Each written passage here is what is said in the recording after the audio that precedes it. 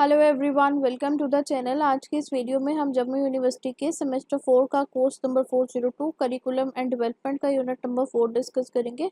Unit number 1, 2 and 3 already uploaded है और अगर अभी तक आपने वीडियोस नहीं देखी हैं, लिंक आपको डिस्क्रिप्शन बॉक्स में मिल जाएगा।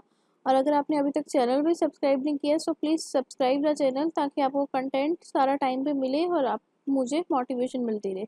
चलो बिना डिले करे स्टार्ट करते हैं। तो सबसे पहले इसमें हमारा टॉपिक है कि करिकुलम की इवैल्यूएशन क्या है। तो इवैल्यूएशन आपको पता ही है कि किसी चीज़ को एनालाइज करना है, ठीक है ना।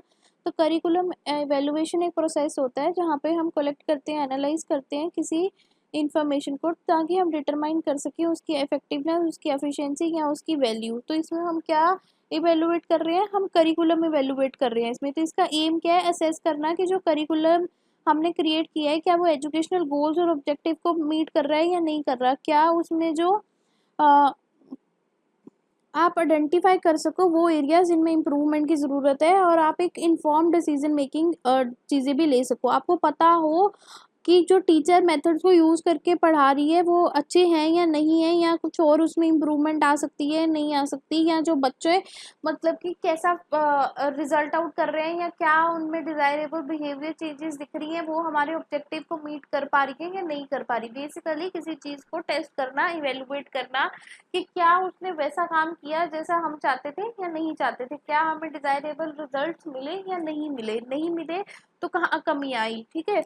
इन सारी चीज़ों को कहते हैं करिकुलम की इवेलुएशन। अब नेचर क्या है करिकुलम इवेलुएशन का, तो पहली बात तो ये एक सिस्टमेटिक प्रोसेस है। करिकुलम इवेलुएशन सिस्टमेटिक प्रोसेस है जहाँ पे हम कलेक्ट करते हैं और एनालाइज करते हैं इन्फॉर्मेशन को। दूसरी चीज़ ये ऑनगोइंग एक्टिविटी है क्योंकि ये कंटिन्यूसली वर्क करती है through out the implementation of the curriculum. किसी भी मूवमेंट पे ये जाके आपको पता लग सकता है कि इसमें कोई वीकनेस आ रही है या प्रॉब्लम आ रही है या फिर अभी डिजायरेबल आउटकम नहीं मिला। इस प्रोसेस में क्या होता है, जजमेंट होती है about the value and effectiveness of the curriculum. तो ये जजमेंट बेस्ड है, ये रिलाई करती है किस पे, क्वालिटेटिव एंड क्वांटिटेटिव डाटा पे, जहाँ की हम असेस कर सके various aspect of a curriculum. ये क्या है, करिकुलम जो इवेल्युएशन है वो input of a teacher, input from teacher, student and parent and administration सब पे वर्कआउट करती है। द नेक्स्ट थिंग इज इसमें हम एग्जामिन करते हैं मल्टीपल कंपोनेंट्स जैसे कि content, teaching method, learning outcome. The next is ये कंटेक्स्ट सेंसिटिव है, यहाँ पे इवेलुएट करते हैं हम context which is a curriculum in which the curriculum is implemented, जैसे कि कल्चरल या सोशो इकोनॉमिकल फैक्टर। ये क्राइटेरिया बेस्ड भी होती है, इस पे हम यूज करते हैं स्पेसिफिक क्राइटेरिया या स्टैंडर्ड जो मेजर करते हैं करिकुलम के सक्सेस को, एरिया फॉर द इम्प्रूवमेंट्स को, ठीक है। हम इनकरेज करते हैं reflective practices among the educator ताकि हम इम्प्रूव कर सके teaching strategies and learning experience. जो ये इवेलुएशन है वो इवेलुएशन प्रोसेस है वो अडेप्ट क्या करती है, न्यू एजुकेशनल ट्रेंड्स को एंड चेंजेस को इन द एजुकेशनल स्टैंडर्ड्स, ठीक है। The next thing is that ये जो डिसीजंस है एंड रिकमेंडेशन है वो बेस किस पे होती है, सॉलिड एविडेंसेस पे जो हमने गैदर की होती है ड्यूरिंग द इवेलुएशन। और ये क्या करती है, होलिस्टिक अप्रोच है जहाँ पे हम करिकुलम को देखते हैं as a full holistic development thing, ठीक है, rather than the isolated parts. अब पर्पस क्या है इस करिकुलम इवेलुएशन का, क्यों करते हैं हम लोग, इसलिए करते हैं क्योंकि इसका प्राइमरी फोकस होता है कि हम इम्प्रूव कर सके क्वालिटी ऑफ एजुकेशन, हम क्या करें, स्टूडेंट लर्निंग आउटकम को एनहांस कर सके। द नेक्स्ट इसका पर्पस ये रहता है कि ये जो है उसमें एडुकेटर्स एंड इंस्टीट्यूशनल अकाउंटेबिलिटी होती है फॉर डिलीवरिंग इफेक्टिव एजुकेशन। तो अकाउंटेबिलिटी के कारण हम इसको मतलब वापस से करिकुलम को इवेलुएट करते हैं। ये हमें प्रोवाइड करता है एक डाटा एंड इनसाइट जो हमें इन्फॉर्म करता है करिकुलम डेवलपमेंट की और इंस्ट्रक्शनल डिसीजंस की।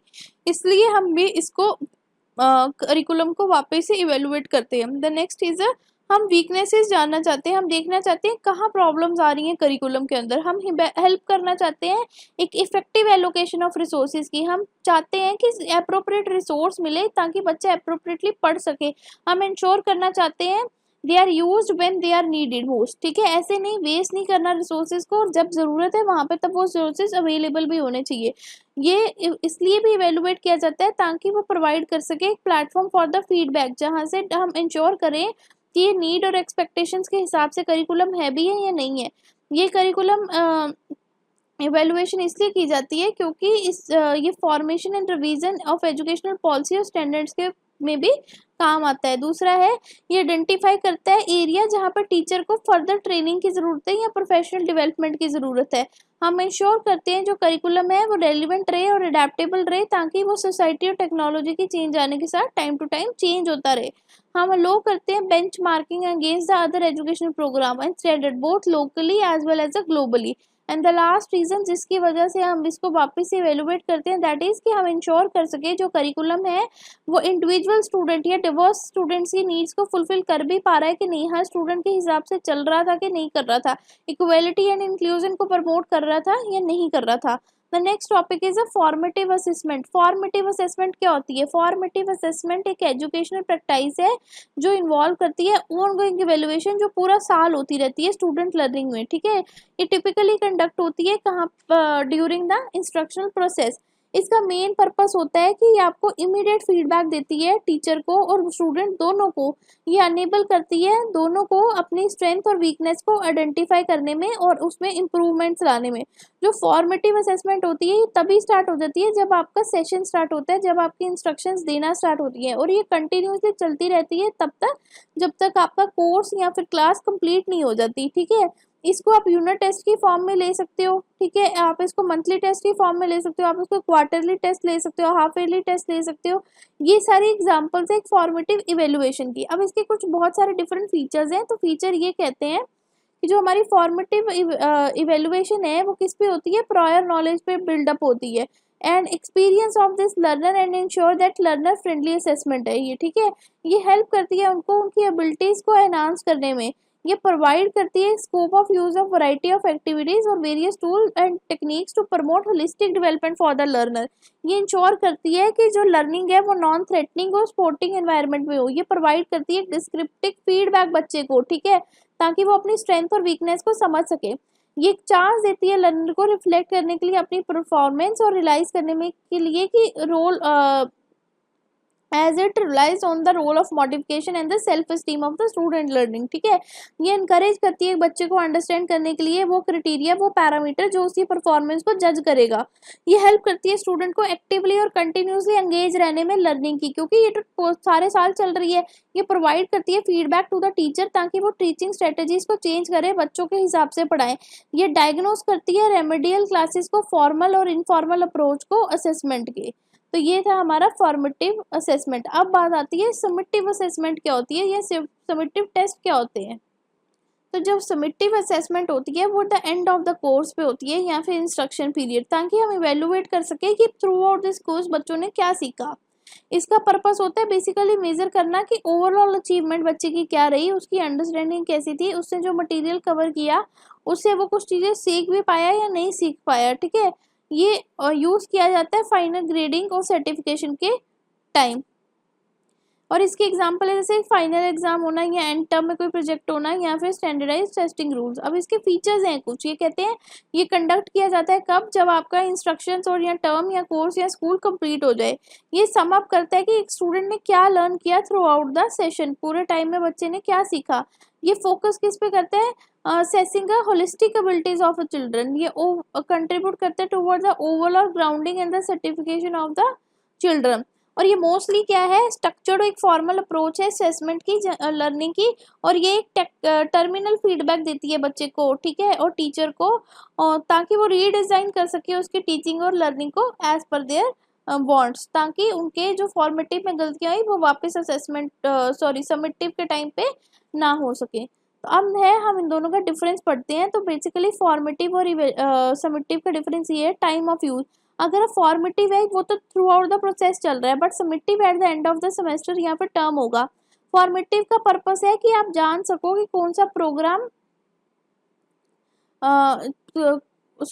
आप जान सको कि प्रोग्रेस कैसी है और मास्टरी ऑफ द लर्निंग कैसी है। आप प्रोवाइड कर सको किसी को feedback to the learner and the teacher both, ठीक है। आप प्रोवाइड कर सको data for the summative evaluation, ठीक है। बट समिटिव के केस में क्या है? इसके पर्पस है कि आप सर्टिफाई कर सको ग्रेड एंड स्पेसिफाई कर सको ग्रेड्स टू द लर्नर, ठीक है। आप प्रोवाइड करो बच्चों को feedback to the learner for their further study, आप उनको इंक्लूड करो फॉर्मेटिव इवेल्युएशन में, ठीक है। अब इसके लर्निंग ऑब्जेक्टिव क्या थे, फॉर्मेटिव के लर्निंग ऑब्जेक्टिव ये थे, ये रिलेटेड होगा विद द टॉपिक टॉट, और ये क्या होगा, लिमिटेड इन स्कोप होगा। बट जब हम समिटिव की बात करते हैं, ये रिलेटेड होता है with the objective of the course and the programme, और ये वास्ट इन द नेचर होता है, आपको पूरे कोर्स के साथ डील अप करना पड़ता है, ठीक है। अब पर्पस क्या था हमारे फॉर्मेटिव का, पर्पस ये था कि जो क्लासरूम होता है बाय अच्छा सॉरी, पर्पस बोला मैंने, पर्पस नहीं, प्रोसेस क्या था, प्रोसेस क्या था फॉर्मेटिव असेसमेंट का, आप कैसे कर सकते हो फॉर्मेटिव असेसमेंट, तो आप क्लासरूम की ऑब्जर्वेशन के साथ फॉर्मेटिव असेसमेंट कर सकते हो, ठीक है। आप कंटिन्यूसली कोई टेस्ट कंडक्ट करा के कर सकते हो, आप ओरल रिटर्न किसी भी तरह का कोई टेस्ट ले सकते हो, आप कंडक्ट कर सकते हो प्री और ग्रुप और डिस्कशंस, ठीक है। आप सपोर्ट कर सकते हो क्राइटेरिया रेफर्ड फॉर इवेल्युएशन, आप फॉर्मेटिव असेसमेंट ले सकते हो, आप क्विज कंपटीशन करा सकते हो, आप टेस्ट ले सकते हो, ये सारी चीज़ें आपको करनी पड़ेंगी। अब हम देखते हैं कि क्या प्रोसेस रहा सबमिटिव का। सबमिटिव कैसे होता है, eight the end of the semester या फिर एग्जाम, ये मोस्टली क्या होता है, सेंट्रल इन नेचर होता है। ये यहाँ पे हम क्या करते हैं, कंडक्ट करते हैं written type of examination most of the cases में, ठीक है। हम यूज करते हैं teacher made and as well as the standardised test को, हम इसमें सपोर्ट करते हैं किसको, नॉर्मोफाइड इवेल्युएशन को। जो इवेल्युएशन है वो मतलब कि सपोर्टिव होनी चाहिए, कैसे करनी है थ्रू आउट द बच्चे के हिसाब से, उसके ऊपर करते हैं। और जो आउटपुट होता है फॉर्मेटिव इवेल्युएशन का, वो यूज किया जाता है सबमिटिव इवेल्युएशन के टाइम पे। अब टूल्स और टेक्निक्स कौन सी यूज होती है फॉर्मेटिव में, टूल्स होते हैं जैसे फॉर्मेटिव में आप क्या कर सकते हो, बच्चे की टेक्स्ट क्वेश्चंस के फॉर्म में टेस्ट ले सकते हो, स्केल शेड्यूल कर सकते हो, चेकलिस्ट की फॉर्म में ले सकते हो, पोर्टफोलियोज बनवा सकते हो, क्विज कर सकते हो, डिबेट्स कर सकते हो, डिस्कशन करते हो। बट जो हमारे सबमिटिव होते हैं वो most of the time written test ही होते हैं, और वो पेन पेपर की फॉर्मेट में होते हैं। अब फॉर्मेटिव का प्रोडक्ट क्या है, ये एक लर्नर को क्या करता है, अनेबल करता है किसके बारे में जानने के लिए, programmes in the learn their progress in the learning difficulties they face and they want to remove it, okay.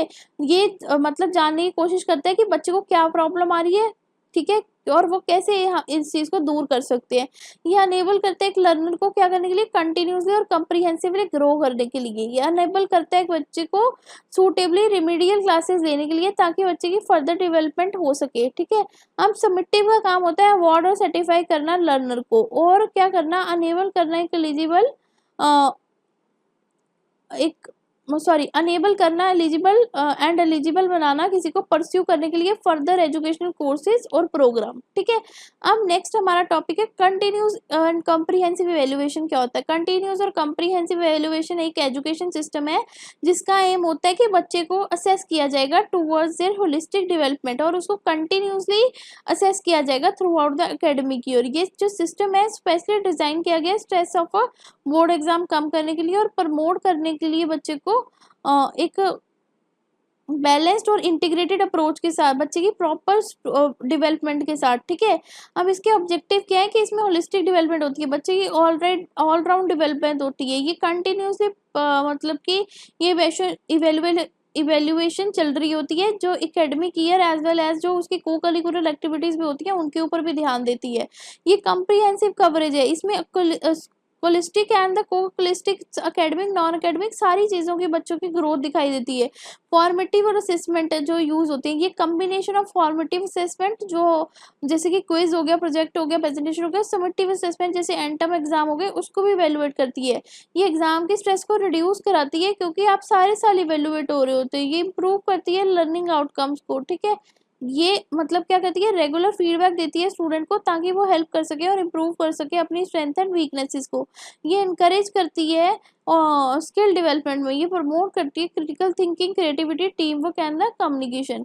अब बात करें अगर हम यहाँ पे किसकी एडवांटेजेस की, ये थे अभी तक हमने पढ़े ऑब्जेक्टिव। तो एडवांटेज यही है कि एग्जाम के स्ट्रेस को रिड्यूस कर देती है क्योंकि थ्रू आउट द ईयर आप इवेलुएट हो रहे होते हो। दूसरा ये है ये अर्ली आइडेंटिफाई कर लेती है लर्निंग गैप को। कंटिन्यूस असेसमेंट जो होती है वो लर्निंग में जो वीकनेसेस होती हैं वो आपको करिकुलम में जो वीकनेसेस होती हैं वो आपको पता लग जाती हैं इससे। ये बैलेंस डेवलपमेंट करती है इंसान की को करिकुलर एक्टिविटीज के साथ साथ एकेडमिक जैसे जो उसकी डेवलपमेंट होती है उन चीज़ों के बारे में भी आपको नॉलेज देती है।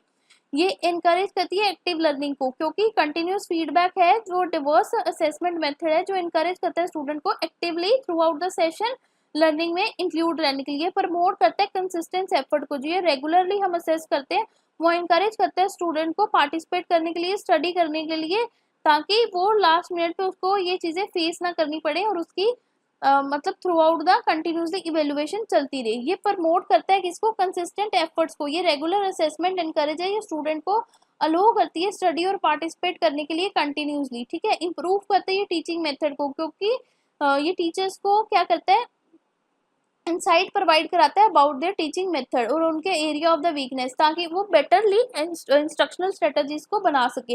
ये पर्सनलाइज लर्निंग करते हैं, इंडिविजुअल को फीडबैक देता है, ठीक है, और इंस्ट्रक्शन बनाता है जो बच्चे की नीड के हिसाब से हो। ये कंसिडर करता है वाइड रेंज ऑफ एक्टिविटीज और बिहेवियर को, और ये मोर कंप्लीट पिक्चर आपको प्रोवाइड करता है about the abilities and the progress, ठीक है।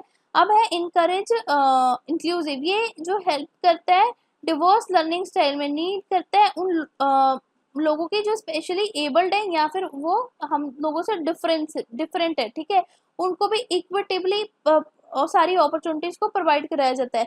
बिल्ड करते हैं लाइफ लॉन्ग स्किल्स को, हम फोकस करते हैं वेरियस स्किल्स पे, कॉम्पिटेंसी पे, जो बहुत नेसेसरी है थ्रू आउट द लाइफ जीने के लिए, पर्सनल डेवलपमेंट के लिए। Now the last topic is that कि क्या सजेशंस और रिकमेंडेशन आई करिकुलम डेवलपमेंट 2005 में, एनसीएफ 2005 जिसको नाम से हम जानते हैं। पहली बात उन्होंने कहा कि ये चाइल्ड सेंटर्ड एजुकेशन होनी चाहिए जो बच्चे के इंटरेस्ट, नीड्स और एबिलिटी के हिसाब से काम करे। द नेक्स्ट उन्होंने कहा इंटीग्रेटेड लर्निंग को जो कनेक्ट करे डिफरेंट सब्जेक्ट को डिफरेंट सब्जेक्ट्स के साथ, ठीक है। इंक्लूसिव एजुकेशन होनी चाहिए, इंश्योर करे कि जितने भी चिल्ड्रन है regardless of their background ability उन सबको एजुकेशन का एक्सेस मिले। लर्निंग बाय डूइंग पे ध्यान दिया जाए, बच्चों को प्रैक्टिकल एक्टिविटीज में ज़्यादा इन्वॉल्व किया जाए, ठीक है। बच्चे को through out the session continuously effect करना है रेदर देन कि वो उसके एग्जाम में कैसा परफॉर्म करेगा। आपको क्या करना है, लोकल कल्चर, लैंग्वेज, कॉन्टेक्स्ट, उन सारी चीज़ों को भी करिकुलम में इंक्लूड करना है ताकि बच्चा अच्छे से सारी चीज़ों के बारे में सीख सके। आपको उसकी उन्होंने कहा कि हमें क्रिटिकल थिंकिंग को डेवलप करना है, ठीक है, और सॉल्व करनी है problems. The next thing is suggestion ये थी उनकी कि हमें कंटिन्यूसली प्रोफेशनल डेवलपमेंट टीचर्स को ट्रेनिंग प्रोवाइड करनी होगी, ठीक है, टीचिंग स्किल्स बढ़ाने के लिए। हमें इंटीग्रेट करानी होगी टेक्नोलॉजी को नए लर्निंग एक्सपीरियंस के साथ, ठीक है। हमें इंक्लूड करने होंगे वो टॉपिक्स एनवायरनमेंट पे जो एनवायरनमेंट की अवेयरनेस को प्रमोट करें, ठीक है। हमें हेल्थ और फिजिकल एजुकेशन में है तो जैसे इसमें क्या है कि आप क्या करोगे, आपकी हेल्थ भी बड़ी इंपॉर्टेंट है, आपकी फिजिकल एजुकेशन भी बड़ी इंपॉर्टेंट है, तो हम क्या करेंगे थ्रू आउट द थिंग्स हम अपनी एकेडमिक के साथ साथ अपनी हेल्थ और फिजिकल एजुकेशन पे भी ध्यान देंगे। हम लाइफ स्किल्स के ऊपर ध्यान देंगे, हम कम्युनिकेशन इंक्रीज करेंगे, अपनी इमोशंस के साथ डील करेंगे, हम अपनी मेंटल हाइजीन का ध्यान रखेंगे, हम मॉरल वैल्यूज का ध्यान रखेंगे। उन्होंने कहा आर्ट और हेरिटेज को भी आपने इंक्लूड करना है, आर्ट क्राफ्ट हो गया, हेरिटेज एजुकेशन होगी, इनको भी आप अप्रिशिएट करोगे, कल्चर डाइवर्सिटी को इनको इंक्लूड ऑन करके। लैंग्वेज प्रोफिशिएंसी होनी चाहिए, आपको मल्टीपल लैंग्वेजेस आनी चाहिए, आपको आपकी मदर टंग आनी चाहिए। आप जहाँ आपको डिफरेंट लैंग्वेजेस में पढ़ाना है, जैसे बच्चे को मदर टंग भी आए जहाँ पे वो रह रहा है वो लैंग्वेज भी आए, और इंग्लिश तो सबको आनी चाहिए। आपको बच्चे में रिस्पेक्ट, एथिकल बिहेवियर, उसकी एम्पैथी, उन पे ट्रस्ट, जो ऑनेस्टी वाले मॉरल वैल्यूज हैं उनको इंक्लूड करना है। आपको बच्चे को एक्टिविटीज, प्रोजेक्ट, ट्रिप्स में इन्वॉल्व करना है। ये सारी सजेशंस और रिकमेंडेशन दी गई। ये रिकमेंडेशन दी गई कि जो टाइम टेबल है वो फ्लेक्सिबल हो अकॉर्डिंग टू द टाइम और टीचिंग मेथड के साथ सूटेबल हो, इन्वॉल्वमेंट हो कम्युनिटी की, पेरेंट्स की, ताकि एजुकेशन अच्छे से ग्रो की जाए और बच्चों को एक स्पोर्टिव लर्निंग एनवायरनमेंट मिले। रिसोर्स की प्रॉपर यूटिलाइजेशन होनी चाहिए, चाहे वो नेचुरल हो, चाहे वो मतलब नॉन ह्यूमन बेस्ड हो, चाहे कैसा भी रिसोर्स हो, चाहे आप प्रिंटर, कंप्यूटर को यूज कर रहे हो वो भी ठीक ढंग से यूज हो, और टीचर को भी ओवर बर्डन नहीं करना है। इन सारी चीजों का भी ध्यान रखना है। आपको डेवलप करनी है असेसमेंट मेथड जो बच्चे के स्किल्स को मेजर कर सके, कंपिटेंसी को मेजर कर सके, रेदर देन कि उसकी एकेडमिक अचीवमेंट कैसी है। आपको इक्वेलिटी प्रोवाइड करनी है एजुकेशन में, ठीक है। आपको जो डिस्क्रिमिनेशन हो रही है उनको रिमूव करना है, डिसएडवांटेज जो आप ग्रुप्स को दे रहे हो उनको रिमूव करना है। आपको फोकस करना है अंडरस्टैंडिंग पे, कंपिटेंसी पे, रेदर देन की बच्चा रट्टा मार रहा है। आपको करिकुलम ऐसा मतलब कि फ्लेक्सिबल बनाना है कि according to the society need और टेक्नोलॉजी चेंज आप उसको चेंज कर सको। जो अर्लियर चाइल्डहुड एजुकेशन है आपको स्ट्रेंथ करना है उस चीज को, आपको उनकी फाउंडेशन स्ट्रांग बनानी है ताकि वो लाइफ लॉन्ग लर्निंग करना चाहे। टीचर की ऑटोनॉमी होनी चाहिए, आपको टीचर को give the teacher the autonomy to adapt the curriculum and teaching method to better suit their student, but teacher को इतनी अलोवेंस देनी है कि टीचर खुद से वो टीचिंग मेथड डिसाइड कर सके उस टॉपिक के लिए जो बच्चों को सूटेबल है, ठीक है। तो ये सारे पॉइंट्स है। और भी कुछ पॉइंट है, जैसे कि आपको इनकरेज करना है ग्रुप वर्क में बच्चों को, आपको उनको कोलैबोरेटिवली टीम स्किल्स के साथ काम करना सिखाना है, आपको ग्लोबल इश्यूज पे उनको सिखाना है, ग्लोबल इशू के बारे में उनको पता होना चाहिए, ग्लोबली इंटरकनेक्शन हमें बनाना है, इंटरकनेक्टेड वर्ल्ड के साथ हमें काम करना सीखना है। आपको फोकस करना है किस पे, वोकेशनल और टेक्निकल स्किल्स पे बच्चों की। आपको बच्चों को सिखाना है टेक्नोलॉजी को कैसे यूज करना है एथिकली और रिस्पॉन्सिबली। आपको इनकरेज करना है उनको इनोवेटिव टीचिंग मेथड्स के साथ पढ़ने के लिए और पैडागोगिकल थिंग्स के साथ पढ़ाने के लिए टीचर को, ठीक है। तो ये सारे वो पॉइंट्स हैं जिनको उन्होंने रिकमेंड किया और सजेस्ट किया एनसीईआरटी 2005 में। बेसिकली यही कहा कि बच्चे के हिसाब से पढ़ाओ, बच्चे के इंटरेस्ट से पढ़ाओ, डिजिटली सब कुछ इन्वॉल्व करो, कोलैबोरेटिवली पढ़ाओ, ग्लोबली भी अवेयर करो, मॉरल वैल्यू भी सिखाओ, होलिस्टिक डेवलपमेंट करो एक इंसान की। तो ये कुछ मतलब जनरल टाइप्स ऑफ पॉइंट्स हैं जिनको आपको एनसीईआरटी 2005 में सजेस्ट किया गया। तो इसी के साथ हमारा यूनिट नंबर 4 भी कंप्लीट होता है और unit number 1 and 2 and 3 already uploaded है करिकुलम डेवलपमेंट का। अगर आपने अभी तक वीडियो नहीं देखी है तो आप जाके देख सकते हैं, लिंक आपको डिस्क्रिप्शन बॉक्स में मिल जाएगा। और अगर आपको वीडियो पसंद आई है तो वीडियो को लाइक करो, चैनल को सब्सक्राइब करो। बाय बाय एवरीवन, मिलते हैं एक नई वीडियो के साथ।